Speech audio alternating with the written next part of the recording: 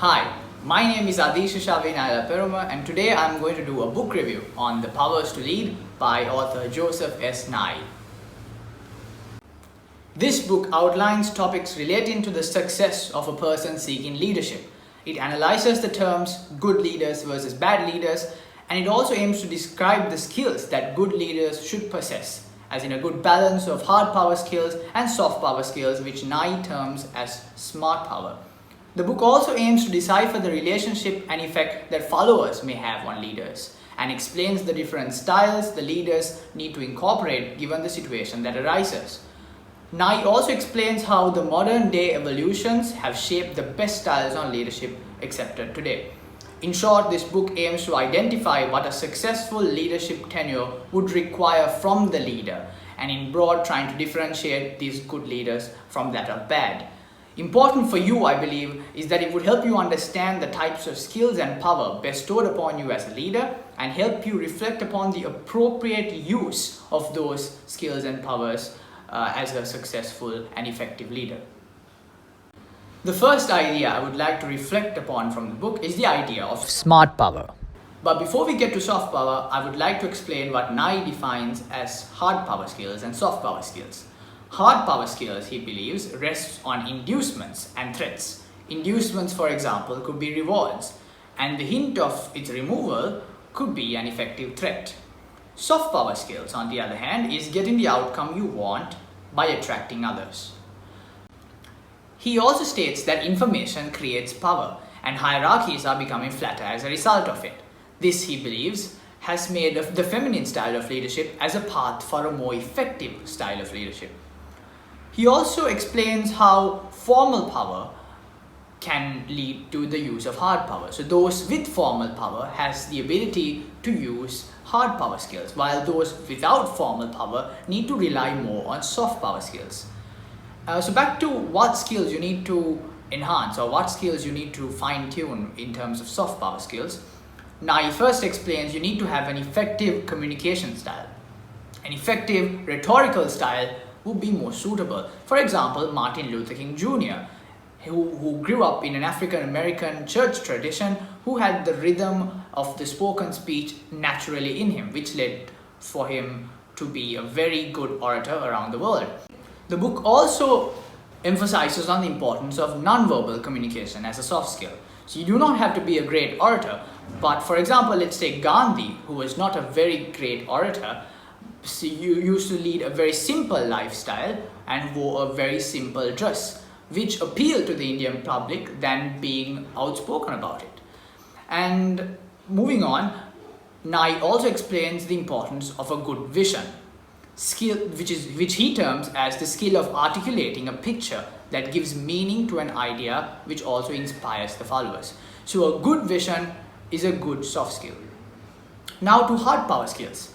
Nye explains the importance of organizational skills. This is the ability to manage structures, information flows, and reward systems. So regardless of how great your vision is, vision without implementation is ineffective. So having said that, smart power the book refers to, is the ability to understand evolving environment, capitalizing on trends, and adjusting your style in regards to the context and followers, which leads to the second idea that I would like to reflect upon. The second idea that I would like to reflect upon from the book is the idea of contextual intelligence and understanding followers. Nye explains in the book that the need for the leader changes with the need of the context.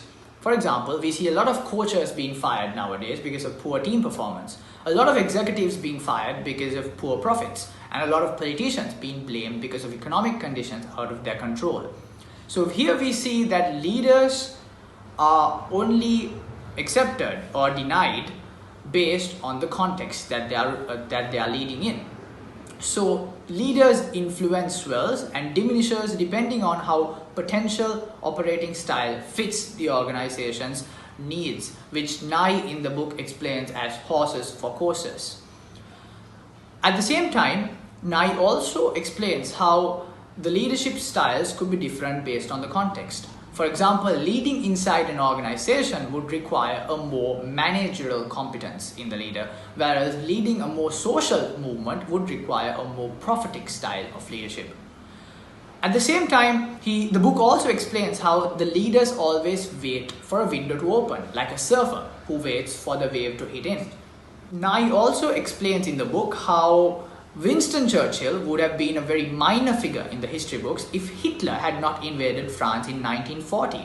So here, Churchill wasn't the one who changed, but rather the context is what that did. So it is important to understand that a leader needs to have a contextual intelligence, an idea of what the context is in order to shape his styles with regards to the context.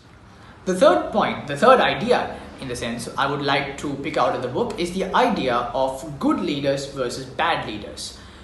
Nye explains how power corrupts, yet the need for power is very much necessary in terms of a leader. So a leader without power cannot lead is what Nye says. So defining good, Nye explains how most people refer to ethical while others refer to effective. So this, I believe, is a common perception that we all have, and our day-to-day beliefs is that we try to figure out if a good leader is explained by effective means or ethical means. Hitler, for example, was a very effective leader, but was he ethical? I don't think so.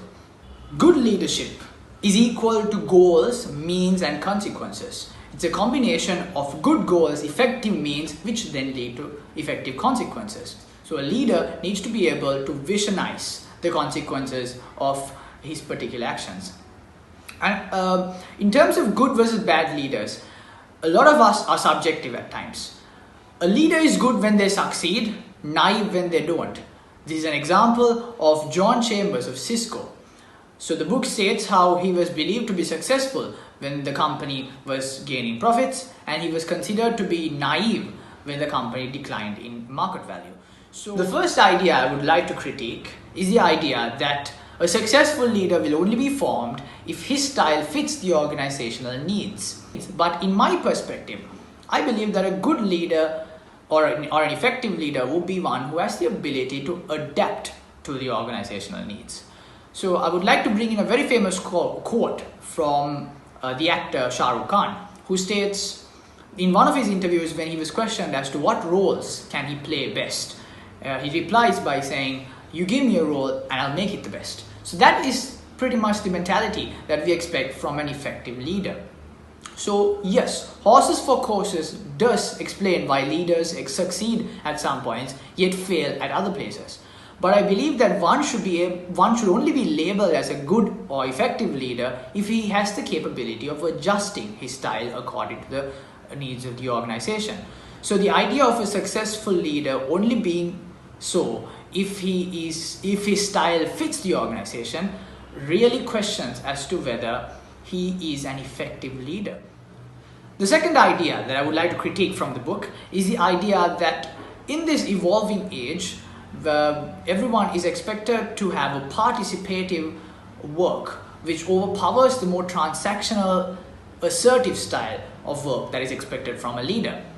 There is a recurring theme in this book where he states that the current world looks out for a more participative process, which he terms the feminine style of leadership.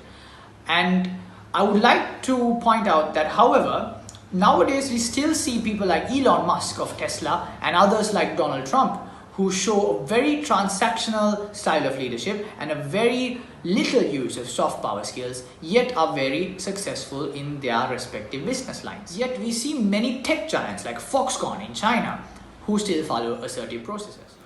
Now in practicality, one of the points that I would like to, one of the advice that I would like to give from the reflecting upon this book is the need for us to learn how to seize opportunities that arise. In life, you never know when you are expected to lead, but certainly we need to try and capitalize whenever the opportunities arise. In this information-free world, everyone can acquire knowledge to seize leadership opportunities. So the window opens for a very little time because there is a pool of people who are waiting to seize opportunities. So it is important for us to recognize when the opportunity arises and seize them on time before someone else does. So I believe one way to do this is enhancing your contextual intelligence. So enhancing your ideas and your understanding of the context, which will in turn personify your suitability for the role as a leader. The second practical advice that I would like to give you is understanding as to when you should be relationship oriented and when you should be task oriented. In today's context, it is important to know when you should be inclined towards relationship oriented and when you should be inclined towards more task oriented.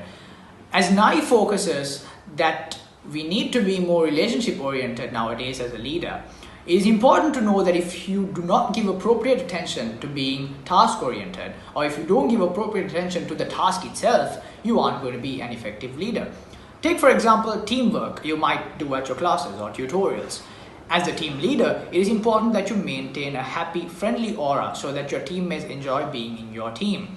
However, if you don't exert some hard power skills at the appropriate times, you may not reach deadlines to your project or your assessment. So you need to have a little task orientedness in yourself to ensure that your teammates would adhere to deadlines that each team member would have with regards to the section that they are presented with. The final piece of advice that I would like to give you all is the ability of gaining emotional intelligence, the importance of emotional intelligence actually. So as a leader, you need to be able to master your discipline and empathetic skills. That in turn helps you attract followers, which NAI states, that is a sentence from NAI's book, The Power is to Lead.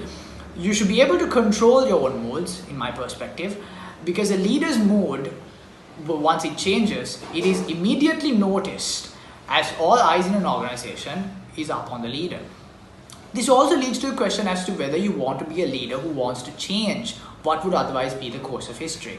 So if I believe that you need to understand whether you want to make a difference or simply want to be a leader who wants to maintain the power that your predecessors may have given to you. So it is important that if it's the former, which is you want to make a difference in the world, you will have to gain significant competence in your emotional intelligence to ensure that power simply doesn't corrupt you as it did to people like Adolf Hitler. So it is important to understand what level of emotional intelligence you need to combine with your IQ. So all in all, that is my book review on Joseph S. Nye's The Power is to Lead, and I hope you all gained some insight on the book and took my advice into consideration. Thank you for listening, and see you next time.